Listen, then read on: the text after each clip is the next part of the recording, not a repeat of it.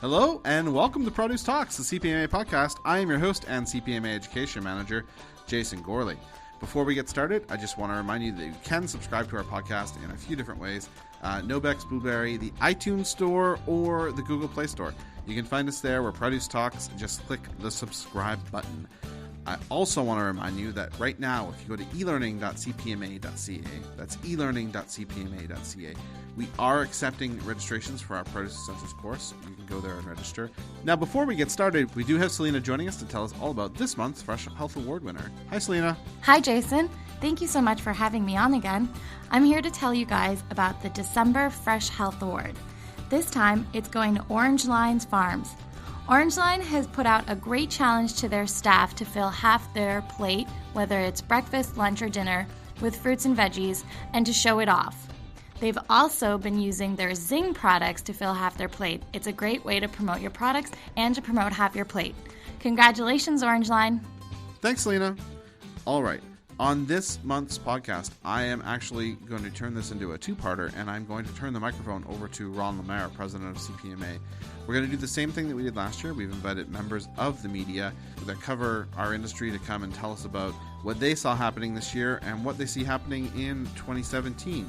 So, we are joined by Karen Davidson, editor of The Grower.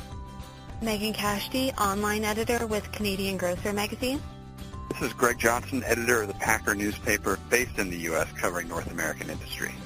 Marita Hennes, editor with Fresh Plaza, and I am based in the U.S.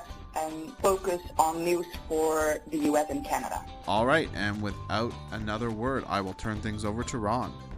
All right, welcome everyone to the 2016 CPMA Year in Review podcast. With 2016 almost behind us, we wanted to once again use our December podcast to take the time to reflect on some of the events and trends that have been affecting the produce industry over the past year. This year, we are once again joined by some members of the media who covered our industry. The broad scope of what they see, hear, and report on gives them a unique perspective on the majority of topics affecting produce. Karen, let's start with you. You've identified a topic that is certainly a concern in many growing regions in Canada this summer.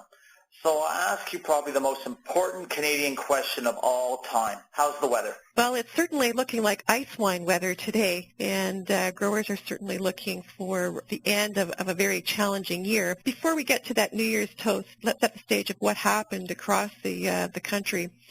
We had a very long and sustained drought in Ontario from June right through to mid-August. Quebec wasn't as badly impacted, but what I'm told by growers in the Maritimes is that Nova Scotia had the driest summer in 70 years. But in the opposite side of the country, in Western Canada, they had a very different year.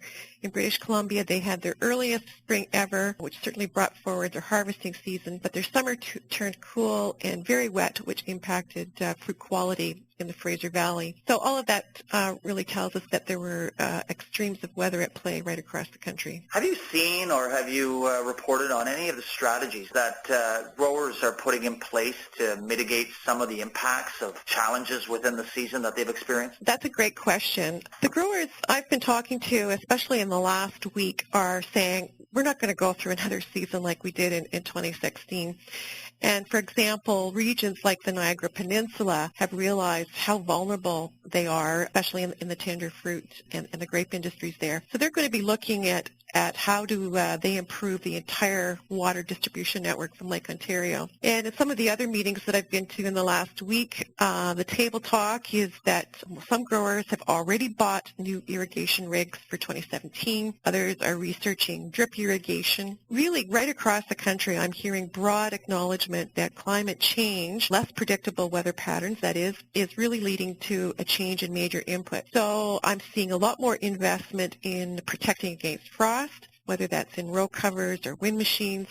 I'm seeing a lot more investment in precise irrigation, and I'm seeing more investment in crop protection against invasive species, what we tend to forget with climate change is that we're getting more invasive species like Japanese beetle working against us in orchards and fields. Can anyone perhaps give an example of how growers in other regions are trying to minimize the impacts on their operations that are happening potentially due to climate change and or just significant seasonal changes that they're experiencing? Yeah, this is Marika. Being based in California, we've been living the drought for a number of years. And what we're seeing, to Karen's point, is that growers in the past couple of years have increasingly shifted to drip irrigation. In the past, there was still a lot of flood irrigation, but we definitely see that decreasing, and drip irrigation is becoming a lot more standard. And another thing that growers have done here is they have switched in some cases from low-value crops to more high-value crops. So an example is the pomegranate industry, for instance. This past year, a lot of trees were pulled as pomegranates didn't generate the returns that growers were hoping for, and so they've replaced their trees with other high-value crops. This is Megan. I think it's worth talking a bit about some of the advances that have been made with vertical farming and how many retailers are now partnering with producers, and many are sort of setting up greenhouses and growing things in store, and just sort of, it's not necessarily a means of bypassing climate change per se, but by setting up sort of more greenhouses and establishing more high-tech vertical farming initiatives, they're able to not only cater to sort of consumers who are looking for a more local offering, but also able to sort of grow things in a more controlled setting. Totally agree. It's really a full supply chain discussion, isn't it? Not just the grower now is looking at how they can ensure providing quality year-round supply and trying to address the issue of weather and the issue of variability that they have to deal with. It's Karen speaking. I'd just like to add another comment that I think internationally Canada is perceived as the land of abundant fresh water, but increasingly I think we're really seeing a lot more regional pressures in terms of how much water is used for agriculture. What I've learned is that British Columbia brought in its Water Sustainability Act in February of 2016, and that legislation requires growers to register their wells and to seek licenses for surface water use. And I think that is a sign of more regulation to come right across the country as it pertains to water stewardship. I'm hearing about more regulation in Canada, but in the U.S. I think we're going to see the exact opposite of that. You know, growers both in produce and across ag have been very upset by a lot of the regulation and the waters of the U.S. law and how it's been implemented the last few years. And perhaps our readers have heard about an election in the U.S. this November that most of ag who I talk to, both in the produce industry and the owner of the Packer is Farm Journal, and so we have a lot of publications that cover a broad spectrum of agriculture, and they're all really looking forward to less regulation when it comes to the way farmers produce their crops. So we're going to see quite the opposite, I think, in the next few years here. We're seeing at the primary production level and with the farmer that reduced inputs and efficiencies on the farm, it's not only a driven factor by climate change, but the component is really driven also by good business. I'd like to talk a little bit about a controversial subject: genetically modified foods. I'm not sure if there are any countries in the world right now that are not discussing this topic. And for the most part, produce has not been impacted, as much of the GMO crops are destined for further processing. But this year we saw some interesting developments, didn't we? Yeah, I think you make a really good point that it certainly has been one of the more contentious issues of the year, and I think it would probably be easy to devote an entire podcast to GMOs on their own. But I think the events that I thought would be a bit more relevant to this discussion were the approval of a few varieties of genetically modified potatoes in the past year. So in March, Health Canada and CFIA approved the sale of a non-browning potato, which I think has already been available in the U.S. for a few years now. And then just last month, the U.S. Department of Agriculture approved commercial planting for two types of potatoes that are genetically engineered to resist the pathogen that caused the Irish potato famine. So a lot of really interesting advances in that kind of technology. So I feel like these approvals of these potatoes, alongside with headlines made last year about the approval of the sale of a non-browning apple that was created in BC and sort of talks of the first GM salmon being available this year indicates to me that while shoppers may not be 100% ready to accept GM food, the atmosphere seems a lot more conducive to having a more rational discussion about its potential. I think it's sort of worth noting that a lot of shoppers who are maybe opposed to GM foods sort of label them as being frankenfood or sort of more mutations. But if you look at some of the innovations that are being made with these potatoes, for example, it's really to combat major problems in the food chain, like helping to combat food waste or helping to overcome obstacles associated with climate change and disease. Using these potatoes as an example, some were developed to be resistant to blight, cutting down on the need to apply pesticides to the fields. So I think that if you look at the stories from this past year, you're seeing a lot more innovation in terms of GM foods that are really looking to be used for the greater good. And I think if you look in the upcoming year, it's going to be a lot about the labeling of these foods and really seeing if once they're more widely available in stores, if it's something shoppers are going to really gravitate towards. And I am briefly interrupting this podcast to check in with our sponsor, Nature Fresh Farms. And on the line from Nature Fresh, we have Chris, who is going to tell us all about how Nature Fresh looks at value-added product from their end. I think the consumer necessarily sees value-added as the opportunity to connect directly with the product. We've had experience with that over the last year with our Tom Box and Tom Bar program. We have a variety of Tom Bars that are in a lot more locations throughout the GTA, and it's about self-serve. And value-added can be seen as self-serve, where consumers have the ability to hand-pick what they want. And the Tom Bar gives the opportunity for the consumer to pick up to 13 different varieties of snacking tomatoes that are grown by Nature Fresh in Leamington. So the value-added opportunity here is for that consumer to pick, for example, they only want a handful of red cherries and yellow grapes and some purple stripy cocktails, as an example. That value-added opportunity allows them really to reduce food waste, pick and pack only what they want, at the same time ensure what they're picking is exactly what they want. Whereas in other programs, do the quick check, top, bottom, side to side, see if there's no poppers inside and everything is good to go, and take the clam because you can't pick and choose what you want. So this opportunity to hand pick your tomatoes is taking what we believe taking the retailer to a new level in the selection process. And now back to the podcast. We are doing a recap of 2016 with members of the produce media in a conversation with Ron Lemaire, our president of CPMA. How do you see companies educating and marketing to consumers about their GMO products? I think that's a great question because I think education is so important when it comes to this issue. I was reading a report in Health Canada that said that 62% of Canadians would buy a non-GM food over a GM product because they have fears of health hazards or impacts.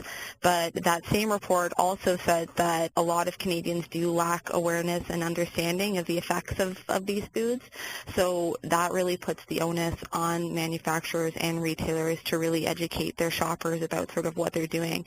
And you're seeing that being done in a lot of different ways. I know that a few independents here in Toronto actually they post information on their websites, but they'll also hold seminars that probably range from 30 to 45 minutes to discuss sort of what research is finding and what the effects will be. And then also some retailers are very just upfront about sort of what they're able to have in their stores. I know that Whole Foods explains on their website that 88% of the corn grown in the U.S. is genetically modified.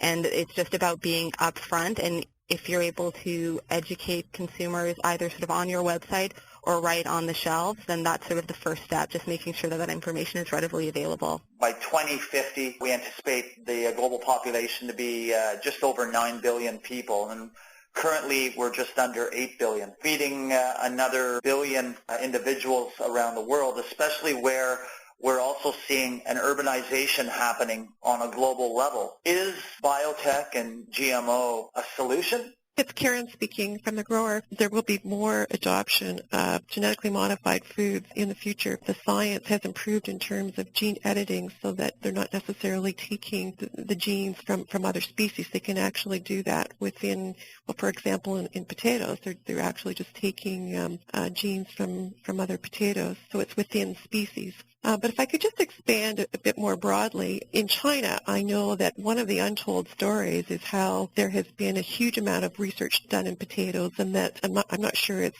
genetically modified work, but I know that there's been a lot of work done to increase production and to help feed the population in China. Another point I'd like to make is when we talk about GM potatoes in North America, my understanding is that these new potatoes are going into industrial processes, that we won't necessarily see an innate potato on consumer shelves, but I think that the real positives are going to be found, of the non-browning potato, are going to be found on the processing side. Yeah, of course we followed the potato and the apple that have non-browning. I think one of the most important things for the produce industry is getting the information out to consumers, and there's a natural skepticism by consumers when you hear from big business saying something's good or bad for you. So I don't think that's necessarily the way to go, but so many retailers, for instance, are starting to either hire or contract with the dietitian community. And everyone in the nutrition community, including dietitians, sees the same science, and they will say that GM food is completely safe. And so now we have the scientific community and the nutrition community both saying it's completely safe. And I think those are the sorts of things that will help convince consumers that this is something that should be acceptable. Advocates can really work toward the benefit of an industry trying to get a message like this across. What are your opinions on the attributes of using this technology actually as an environmental enabler, a tool that can actually help support, of course, increased crop production, but at the same time, more effective use of land? Is there any comments or thoughts on that? I think that goes back to what you were asking before, sort of asking if biotech is the solution. I don't think it is but it might be a solution. And I think when it comes to those kinds of obstacles that growers need to face, it's certainly something worth exploring. And I'm sort of, I can't predict the future to see sort of like what will come of that. But I think if you're looking at the headlines that were made this past year, or even in the past 5 years, there have been so many leaps and bounds made. I think that's only going to gain momentum, and I don't think there's any harm in trying new things and seeing if something works. It's Karen from The Grower. I was reporting 20 years ago on the launch of Nature Mark potatoes in Canada, where the headline was very much about the environmental benefits of the Nature Mark potato, not having to spray potatoes with so many fungicides. But for whatever reason, that message did not resonate. So I don't know if that message is going to resonate 20 years later or not. I just make the point that I've seen that messaging in the past, and surprisingly, it didn't seem to have much traction then, and I'm not sure it will now. It sounds like we're talking about a public trust component around biotech. And if you look at the three pillars of public trust, you have doing the right thing on the part of industry, the second pillar of the appropriate regulatory and assurance systems that are in place from a public level, a government level, and then the third pillar being effectively communicating. If you were to look at those three pillars, do you think our industry is hitting the mark on all three? Well, this is Greg. I would throw in a different pillar, and that is the consumer perspective. The consumer is always saying, what's in it for me? And if the industry keeps talking about how it's going to improve yield, that doesn't mean anything to a consumer. If you start talking about, hey, when you cut your apples, they won't go brown. Your potatoes are going to be healthier for you. They'll last longer. We can use fewer pesticides in the field because we have this GM product, which means there's less pesticide on your food to wash off, and it'll be healthier for your family. Those are, I think, going to be the messages that are going to resonate. Let's continue on, and I'll ask a question directly to you on the topic of the value-added products area in retail. I think we can all agree that this is something that is becoming a large part of the produce department. And just trying to understand, Greg, how essential is value added to produce, and where do you see it going? Well, thanks for the question. Value added is so interesting to the packer and as we cover the industry, because unfortunately we've not seen much consumption growth of produce overall in the U.S. I can't speak to the Canadian figures, but I would assume they wouldn't be too far off. But in the past couple years, sales have been growing faster than inflation. So how are sales going up at retail, but consumption's not going up? So there's two main reasons that the industry has identified. One is organic, and I'm not going to talk about that today specifically, but the other one is value added. And when you're talking about value added, we're talking about products that are fresh cut or packaged differently, and do something for the consumer to cut out a step in preparation or just getting it ready to eat. And so, the Packer does a couple of different studies throughout the year, one of which is a packaging study that we survey U.S. and Canadian retailers. And one of the interesting things we found was about 80% of retailers reported in the last 12 months that packaged produce has been up in their stores. And when we asked them why, the biggest group of 55% of them said convenience was the main factor for that. So looking at that and comparing it to our Fresh Trends survey, which we do every year, which surveys consumers, we asked them about packaged produce, and 84% said they bought packaged produce in the last year, but almost 50%, higher than any other, said they bought packaged produce because of value. So while retailers, I think, tend to think of value added as having fresh cut in the store, consumers also consider value added like bags of stuff that are cheaper. When we're talking about all the clementines that have come into the market, or even just bags of potatoes, that's value added to consumers. And I think retailers have to keep in mind that there's a high and low end to increasing sales of value-added produce. In Canada, a similar trend as you mentioned in the U.S., where we're seeing a flattening out of our consumption on a national level of just under 5 servings a day. And that's been consistent for a few years. One of the biggest gaps we're seeing and challenges includes the issue of food skills and the lack of knowledge around how to prepare, store, handle their fresh produce.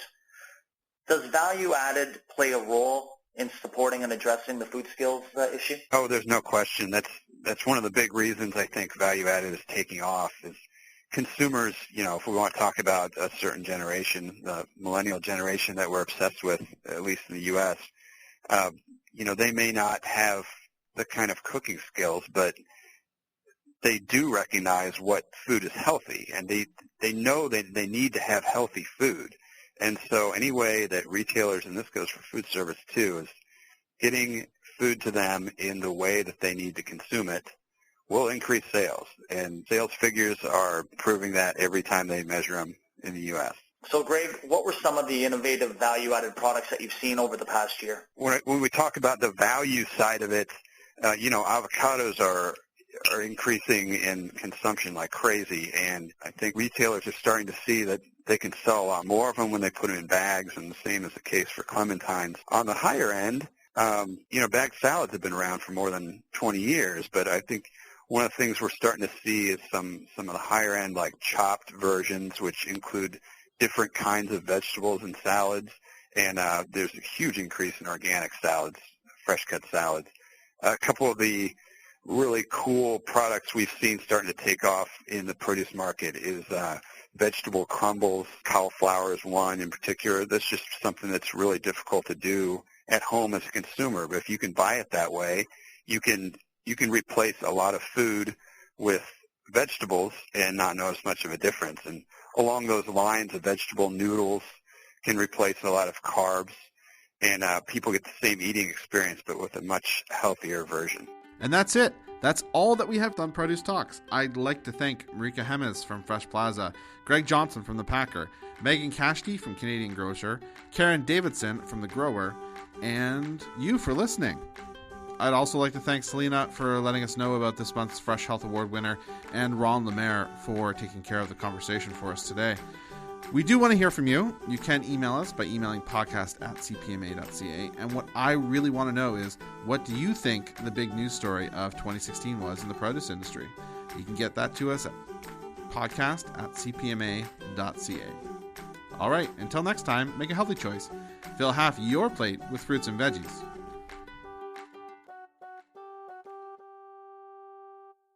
You will now be disconnected by the moderator.